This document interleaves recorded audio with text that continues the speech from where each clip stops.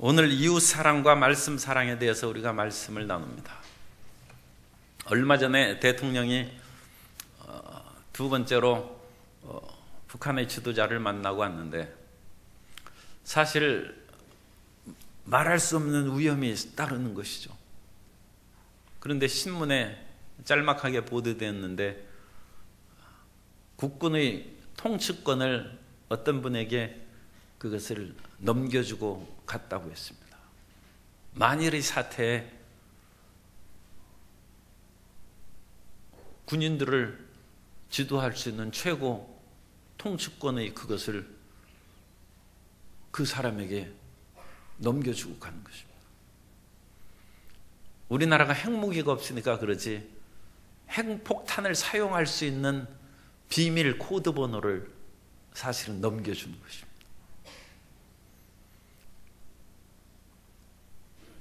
그 위기에서 하나님께서 이 나라와 민족을 지키시고 돌보아 주신 줄 믿습니다. 그런데 이제 문제의 초점은 그분의 이름이 분명히 나타나 있지만 우리가 잘 모르는 분이에요. 그런데 그분이 나라의 운명을 좌지우지할 수 있는 그 위임 명령을 받은 거예요. 얼마나 그 순간은 이제 대통령을 지금 대행하는 것입니다. 얼마나 막중한 사명을 받고 그 일을 행하는 것입니까? 자랑스러운 것이죠. 그러니까 그분이 사실 그것은 쓰지 않겠지만 묘비에 몇 날 며칠 대통령의 위임을 받았다. 그것은 묘비에 써도 돼요, 사실. 그건 대통령 한 거나 마찬가지입니다. 그런데 우리 인생이 그렇게 살아갈 수 있다는 거죠. 우리 인생이 그 위대한 일을 행할 수 있다는 거죠.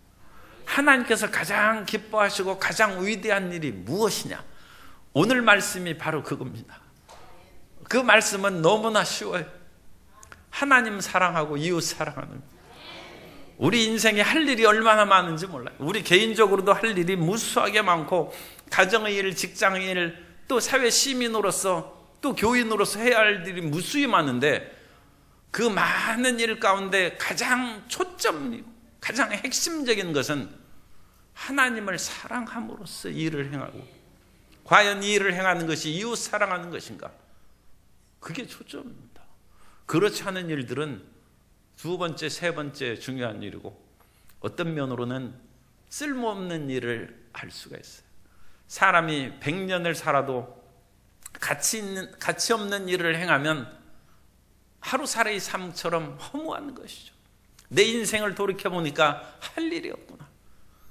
그러나 그 순간만이라도 그야말로 떨리는 손으로 대통령의 국군 통치권 위임을 받을 때 그것을 기억하면 참으로 위대하고 가치 있는 일을 했구나를 생각할 수 있습니다. 그 위대하고 가치 있는 일을 행하는 것이 첫 번째, 먼저 나오는 것이 이웃 사랑에 대한 말씀입니다. 어떤 율법 교사가 와서 질문을 합니다. 율법 교사는 랍비의 교육을 받은 사람이고, 오늘날에도 유대인들의 랍비 교육은 엄청나게 어렵습니다. 그래서 이 랍비 교육을 통과해서 랍비가 되는 것은 자랑스러운 것입니다. 그런데 옛날에 그 율법 교사로서 임명을 받은 분이, 예수님은 하나님의 아들이시지만 공식적으로는 랍비도 아니고 다른 어떤 직함을 받은 것이 없어요. 그런데 그 율법 교사가 예수님께 찾아와 묻습니다. 참으로 높은 부분은 이 세상에 공식 직함이 없을 수도 있어요.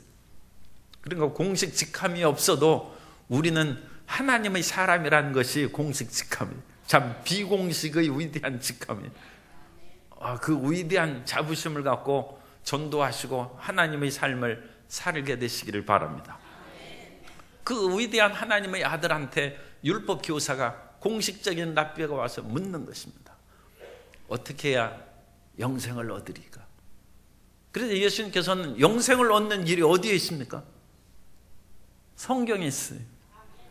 그리고 예수님께서는 간단하게 말씀하십니다. 누가 질문하면 내가 다 안다고 얘기해요. 그럼 그 대답해 주시오. 성경에 있다. 그렇게 하면 되는 거예요. 예수님께서 성경에 너는 무엇이라고 읽느냐? 그걸 예수님께서 물으시는 거예요. 그런데 율법 교사가 상당한 수준에 있고 지혜로운 분입니다. 그래서 그 핵심을 얘기하는 거예요. 마음을 다하고 뜻을 다하고 목숨을 다하고 힘을 다하여 하나님을 사랑하고 내 몸과 같이 이웃을 사랑하고. 이 사람이 자기 잘난 척하는 마음이 조금 있어요. 이 성경에 본문 있지 않습니까? 그죠? 자기를 옳게 보이려고 29절. 그래서 예수님께서 그것을 아시니까 사실 칭찬은 안 했습니다만 예수님께서 칭찬하실 수 있는 사람이에요. 이런 대답하는 것이 쉽지 않습니다. 성경의 가장 핵심적인 그 비밀의 키, 그런 핵심적인 권한 이행하는 그 열쇠를 이 사람이 알고 있다는 것은 대단한 실력이죠. 예수님께서 참 속으로는 그래도 상당한 수준에 이르렀구나. 그런데 그 사람은 마음이 겸손하고 진실하지가 조금 못한 것 같아요. 그래서 자기 자신을 옳게 보이려고 그 뒤에 나와요. 이 세상에서 가장 중요한 일은 돈 버는 것도 아니고 6.13 지방선거에서 당선되는 것도 아니고 하나님을 사랑하고 이웃을 사랑하는 것입니다. 그건 공식적인 직책의 일이 아니에요.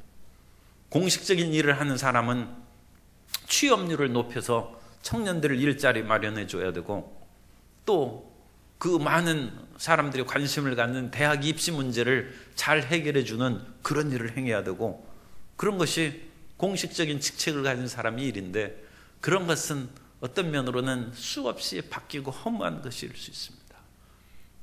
우리는 사회 속에서 어떤 직함을 받아서 일하는 것은 아닐지라도 하나님께서 주신 말씀을 쫓아서 위대한 일을 행하는 것은 하나님을 사랑하는 거예요. 이웃을 사랑하는 거예요. 그런데 이 사람이 하나님을 사랑하는 것은 안 물었어요. 내 이웃이 그러면 누구입니까? 그것을 묻는.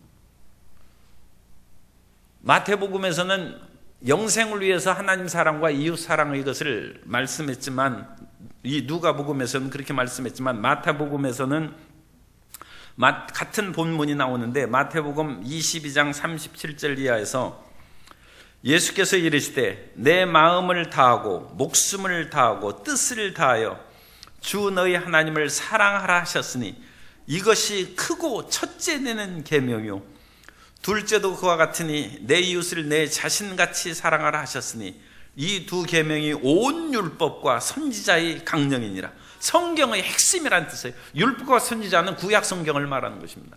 구약 성경의 율법과 선지자 구약 성경의 강령 가장 강한 가르침이 하나님 사랑과 이웃 사랑이고 그러니까 성경의 핵심이 뭐예요? 하나님 사랑하고 이웃 사랑하는 것이다. 그것을 신약 성경에는 요약 정리해서 예수님께서 이 말씀으로 복음서에 선명하게 기록됐어요. 그럼 오늘날 복음서를 읽는 사람은 복이 있습니다. 구약 시대에는 그런 식으로 선명하게 기록되어 있지는 않았지만 구약 시대의 그 모든 사람들이 성경을 많이 읽었어요. 읽고 또 읽고 그래서 율법 교사가 그 속에서 그것을 뽑은 것입니다. 쉐마의 말씀에 하나님 내 하나님은 한 분이신 유일하신 하나님이니 너는 마음을 다하고 뜻을 다하고 힘을 다하여 내 하나님 야훼를 사랑하라. 그 말씀을 뽑았어요. 그리고 또 레위기에 있는 말씀을 뽑았어요. 그 레위기에 있는 말씀은 레위기 19장 18절입니다. 원수를 갚지 말며 동포를 원망하지 말며 내 이웃 사랑하기를 내 자신과 같이 사랑하라. 나는 야훼이니라. 하나는 신명기에 있는 말씀이고 하나는 레위기에 있는 말씀이에요. 이 두 말씀을 종합해서 율법 교사가 예수님 앞에 대답한 거예요. 대단한 것이죠. 그리고 예수님께서 이것을 가장 크고 첫째 된 계명이라고 했는데 그러니까 이 계명은 이미 구약 시대에 있는 것입니다. 하나님을 온 마음과 뜻과 정성을 다하여 사랑. 사람이 연애는 그런 걸 할 줄 알아요. 온 마음과 뜻을 다하여 공부도 안 하고 그렇게 사랑하는 것은 아는데 하나님은 그렇게 사랑하는 것을 잘 몰라요. 그러니까 우리가 병드는 거예요. 그래서 쓸데없는 일에 마음을 뺏기고 정신 못 차리고 사는 것인데 하나님을 그렇게 사랑하라 했다는 거예요. 그리고 우리 몸은 끊임없이 우리를 돌보고 끊임없이 보약 먹고 알로에 먹고 보약을 한 주먹씩 그렇게 먹어요. 그래가지고 보약만 먹어도 밥 안 먹어도 든든할 만큼 그렇게 먹는데 성경 말씀을 기억을 못해. 내 이웃을 내 몸과 같이, 내 자신같이 살아라. 그러면 자기 보약 먹을 때 좀 몇 개라도 나눠줘야지. 그걸 꼭 돌아앉아가지고 혼자 아마 부끄러워서 그렇게 드시겠죠. 그렇지만 좋은 것은 나눠 먹어야 돼. 내 몸과 같이 사랑하라. 그래서 이 성경의 말씀을 그렇게 이제 정확하게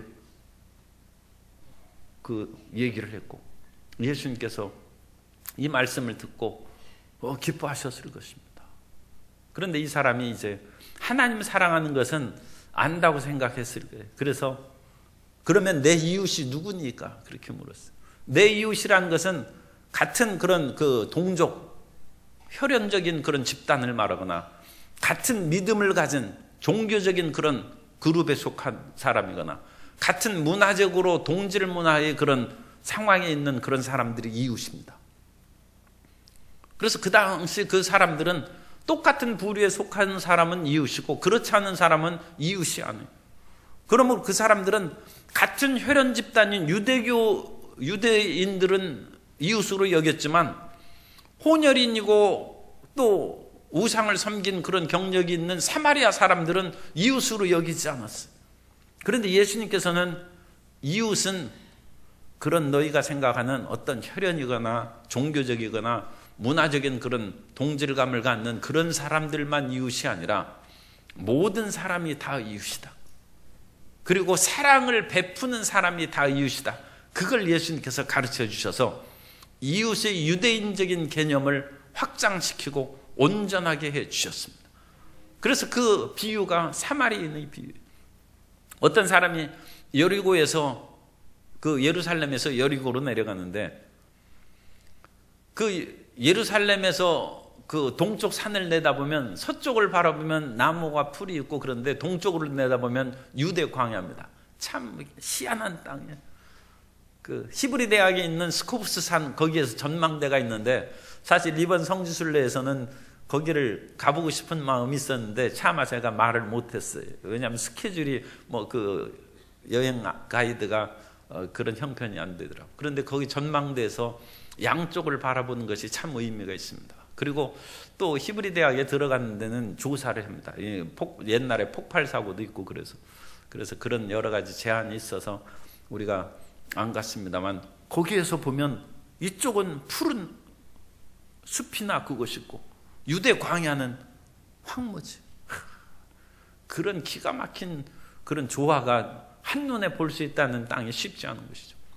그런데 그 예루살렘에서 여리고 그 광야길을 내려가다가 이 광야길을 내려가면 대개 한 1000m의 표고가 있습니다. 한 27km 정도 이렇게 내려갔는데 거기에다 보면 거의 빤히 내다보여요. 그런데 그 내려가다가 골짜기를 이렇게 내려가면 그 보이지 않는 그런 데가 있습니다. 그런데 강도가 숨어 있다가 어떤 사람을 돈을 뺏고 그렇게 해서 거반 죽게 됐어요. 그런데 거기에서 이제 업무차 지나가던 제사장이 그 사람을 봤어요. 그런데 제사장은 시체를 가까이 하면 부정이 돼서 하나님을 섬기지 못합니다. 그 제사장은 시체로 인하여 자기 자신을 더럽게 할 수 없기 때문에 그 사람이 거의 죽었는지 살았는지 그건 잘 모르지만 어쨌든 의식주의에 얽매여서 그냥 지나갔어요. 그리고 혹시라도 강도가 또 거기에 숨어 있을지 모르죠. 그러니까 자기도 위험에 빠지지 않도록 서둘러서 자리를 피했어요. 그런데 또 같은 유대인인 레위인도 그 사람을 보고 자기의 행하는 그런 일들이 바쁘고 또 그 사람을 살린다고 해서 내게 무슨 유익이 있겠는가. 그래서 그와 같은 사랑이 부족해서 그냥 지나갔어요. 사람이 자기의 맡은 일에 몰두하면 다른 사람은 돕지 못합니다. 그러니까 너무 사람들이 많은 일을 하다 보면 그것은 자기 한 사람을 위해서 살아가는 것뿐이지 다른 사람에게는 유익을 주지 못합니다. 그리고 사람이 아는 것으로 인해서 다른 사람을 돕지는 못합니다. 율법은 알아도 레위나 제사장들은 행할 힘은 없었어요. 세상에서 가장 강력한 힘이 무엇입니까? 세상에서 가장 강한 힘은 코끼리나 사자나 호랑이 힘이 아니라 가장 강한 힘은 사랑입니다. 사랑. 사랑이 있으면 자기 자식이 호랑이한테 물려가면 호랑이 입을 벌리는 것이 어머니예요. 어머니가 무슨 힘이 있어서 사자의 입을 찢겠어요? 사랑입니다. 사랑은 가장 강력한 힘입니다.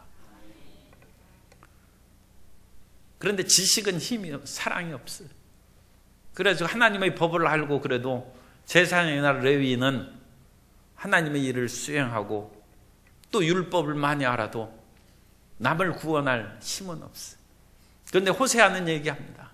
하나님께서는 인애를 원하시고 제사를 원치 아니하신다.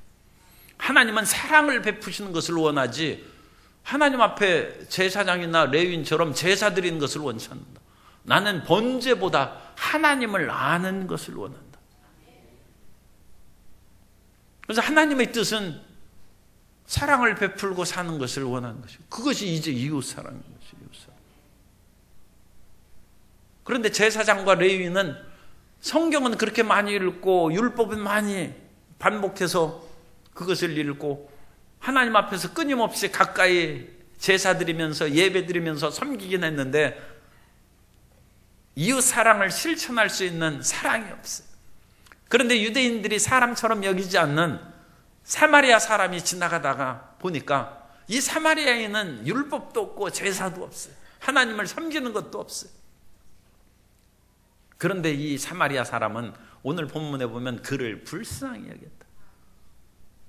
보니까 그냥 불쌍한 거예요. 사랑이 있어요. 제사는 없는데 사랑이 있어요. 하나님을 아는 율법은 없는데 사랑이 있는 거예요. 그래서 이 사마리아 사람이 가서 그를 돌봐주고 소독약으로 이제 포도주를 붓고 기름으로 유하게 해서 싸주고 그를 이제 여관으로 데려가서 돌봐주고 다음 날 아침에 2데나리온을 이렇게 주면서 돌봐주라고 했습니다. 그러면서 이 여행길이 상당히 그래도 며칠이나 기간이 걸릴 거 아닙니까? 그런데 2데나리온 하면 노동자 하루 품삯이 1데나리온이니까 겨우 이틀분 그거 주어서 되겠는가 싶어도 그렇지 않습니다. 그 로마 시대의 그런 기록에 의하면 그 당시 이제 옛날 우리나라 시골도 마찬가지예요. 이 돈이 귀한 거예요.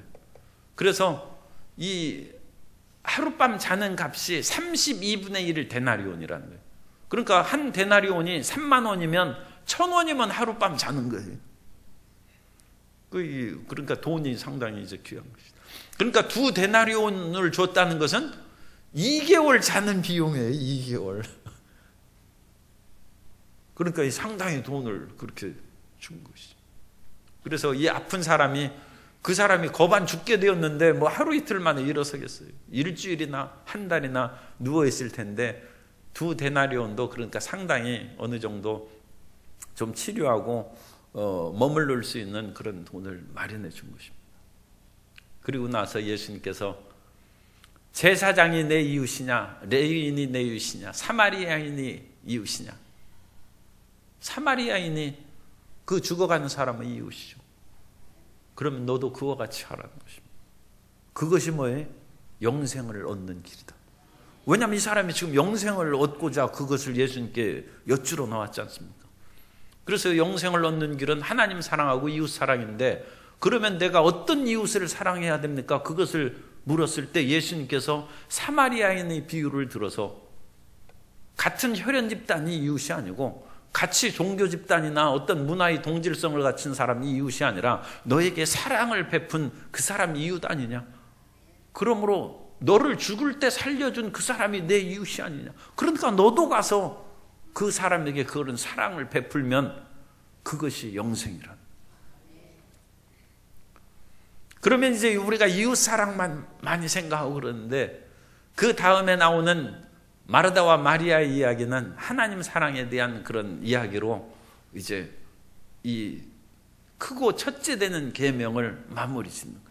그리고 예수님께서 그 마르다가 사는 동네로 가셨어요. 이 마르다는 감람산의 그런 그 서쪽으로 내려가면 예루살렘 성이고, 동쪽으로 내려가면 베다니 마을이 나옵니다. 그래서 이 감람산이라는 큰 산이 이렇게 있는데, 그 감람산이 승천산이 있어요. 거기에서 예수님이 이제 승천한 곳인데, 예수님께서 그 나귀를 타고 예루살렘에 입성할 때는 이쪽 길로 가시고, 반대편으로 내려가시면 베단이라는 그러니까 예루살렘 안에 살지 못하는 가난하고 권세 없는 사람들이 사는 동네가 베단이에요.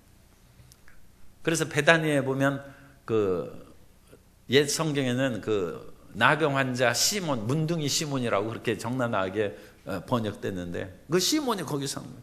그러니까 성 밖에서 이렇게 사는 그런 것이죠. 그런데 거기에서 이제 나사로가 있고, 그 나사로는 마르다와 마리아 두 여동생이 있어서 세 남매가 같이 살고 베다니에서 살고 있어요. 그러니까 이 베다니는 가난한 동네고, 거기에서 온 이들이 부모님도 없이 그렇게 어울려서 살고 있고, 예수님께서는 베다니에 자주 머물렀습니다. 예수님도 인자는 머리 둘 곳도 없다고 해서 별로 부유하게 생활을 안 하셨기 때문에 그런 가난한 동네가 친근감을 더 느끼신 것 같아요. 그래가지고 갔는데, 그날따라 이 마르다가 그 아르바이트 해가지고 돈을 많이 벌었는지 어쨌든 음식 준비에 무척 바쁜 거예요. 그래가지고 이 돈이 없으면 무슨 음식 준비를 하겠어요. 그런데 이 마르다가 아르바이트해서 번 돈으로 지지고 볶고 온갖 그런 음식 준비를 하는데, 이 자기 동생 마리아는 예수님 발치에 딱 앉아가지고 예수님의 말씀을 듣는, 랍비의 발치에 앉아서 말씀을 듣는 것은 그 당시에도 흔했다고 했습니다. 우리나라에도 스승의 가장 가까운 데 앉아서, 좀 지저분한 얘기를 용서하십시오, 스승의 침을 가장 많이 받아먹은 사람이 수제자라고 얘기했어요. 그건 대단한 것이죠. 선생의 가장 가까운 데서. 그 수제자. 그리고 예수님의 그 스승의 발치에 앉는 것은 그 동서고금에 그건 흔한 일입니다. 그런데 여자가 앉는 것은 흔한 일이 아니다. 1세기에 나온 유대인 랍비 문헌에 의하면 여자들에게 말씀을 가르치지 말라고 했어요. 딸에게 율법을 가르치지 말라. 딸이 교만해진다고 했어요. 사람이 말씀을 이렇게 지식이 있으면 교만하기가 쉽죠. 그래서 우리나라 옛 어른들도 딸들에게 교육을 가르치지 않았어요. 여자가 너무 많이 알면 남편을 훈계해가지고 소방 맞는다는 거죠. 또 그런 전혀 오늘날하고 상관없는, 여자가 너무 유식하면 팔자가 트세다는, 그건 옛날에 별로 좋지 않은 말이에요. 사람은 공부해야 됩니다. 그래서 그 당시 랍비들도 그렇게 얘기했어요. 율법을 가르치지 말라는 거예요. 그러면 교만해진다. 그리고 정율법을 가르칠 사람이 남자는 없고 여자밖에 없으면 차라리 율법을 태워버리라고 했어요. 그 당시에는 정말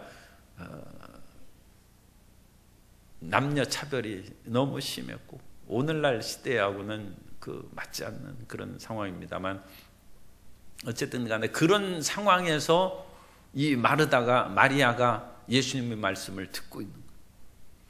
그런데 마르다는 전통적인 여자고 또 음식 준비에 바빠가지고 일을 하는데, 자기 동생이 예수님의 발치에 앉아서 말씀을 듣는 것을 보고 그러지 말라고 그랬어요. 그런데 마리아가 말을 안 듣는 거예요. 언니를 도울 생각을 안 하고 예수님의 말씀을 듣고 거기에서 끝까지 하니. 그러다가 결국은 마르다가 안 되겠다 싶어서, 주여, 내 동생이 나 혼자 일하게 두는 것을 생각하지 아니하시나이까? 그를 명하사 나를 도와주라 하소서. 이제 강력하게 요구합니다. 예수님이 명령하셔서 말씀 듣지 말고 음식 만든 일에 나를 도와주고 봉사하게 하라. 그런데 예수님께서는 그러지 말라고 하셨습니다. 음식 만드는 일도 중요하고 음식을 먹고 성도 간에 친교와 교제를 나누는 것이 굉장히 중요하죠. 그런데 그것보다 더 중요한 것은 말씀을 듣는 것이고 마리아는 이 말씀 듣는 것을 택하였으니 이 좋은 것을 빼앗기지 않는다. 하나님을 사랑하는 것이 말씀을 사랑하는 것입니다. 어떤 사람은 하나님을 사랑한다고 얘기하는데 성경 안 읽는 사람이 있어요. 그러면 안 되죠. 애인을 사랑하는 사람은 애인이 주고 간 편지를 읽고 또 읽어가지고 편지가 닳게 만들어야 그 사랑하는 것이죠. 하나님을 사랑하는 것은 말씀을 사랑하는 것입니다. 하나님을 사랑하는 것도 우리가 찬송하는 것도 있고 기도하는 것도 있고 하나님의 교회를 위해서 봉사하는 것도 있고 여러 가지 많이 있습니다. 그러나 가장 첫째 되는 하나님 사랑의 길은 말씀을 사랑하는 것입니다. 예수님께서도 너희가 나를 사랑하면 내 말을 지키리라. 하나님을 사랑한다고 예수님을 사랑한다고 하면서 예수님의 말씀을 지키지 않는 것은 그건 사랑하지 않는 것이죠. 그래서 여기에서는 이웃 사랑과 하나님 사랑이 선명하게 드러나 있어요. 우리에게 있어서 이 세상에서 가장 위대하고 중요한 일은 하나님을 사랑하고 이웃을 사랑하는 일인데 이웃을 사랑하는 것은 내 몸과 같이 이웃을 사랑하는 것이고 그래서 사마리아인의 비유처럼 비유보다 더 적절하고 탁월한 그런 이웃 사랑의 말씀은 없어요. 그렇게 하면 되는 거예요. 친구를 위하여 목숨을 버리면 이에서 더 큰 사랑이 없다고 했어요. 이 사마리아 사람이 제사장도 못하고 레위인도 못한 일을 가서 했어요. 그를 불쌍해요. 사랑을 했다. 그런데 그것으로 우리의 인생에 가장 중요한 일이 끝난 것이 아니라 그것보다 더 중요한 것이 있어요.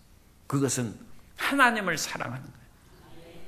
그러면 하나님을 사랑하는 것은 어떤 것입니까? 하나님을 사랑하는 것은 말씀을 사랑하는 것이다. 그래서 하나님을 위해서 섬기고 봉사한 일도 중요하죠. 그래서 예배 때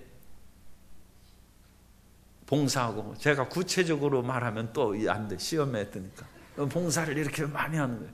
그런데 설교를 안 듣는 사람이 있어요. 말씀을 들어야 돼. 말씀을 듣지 않고 무슨 봉사를 합니까? 첫째 되는 것이 말씀 봉사예요. 또 너무 구체적으로 얘기하면 안 되지만 그래도 조금 제가 약간 비밀을 흘려서 얘기하면 음식 준비에 너무 바빠가지고 말씀을 안 듣고 예배에 정성을 기울이지 않는 사람이 그러면 안 돼. 우리는 먹고 마시는 데가 아니에요. 예배를 드리고 말씀을 듣는 거예요. 그러면서 우리도 또 잘 먹어야 돼. 그러나 첫째 가는 것은 첫째로 그걸 시행을 해야 돼. 그러니까 그 두 가지를 하려면 좀 더 일찍 나와야죠. 좀 더 부지런해야죠.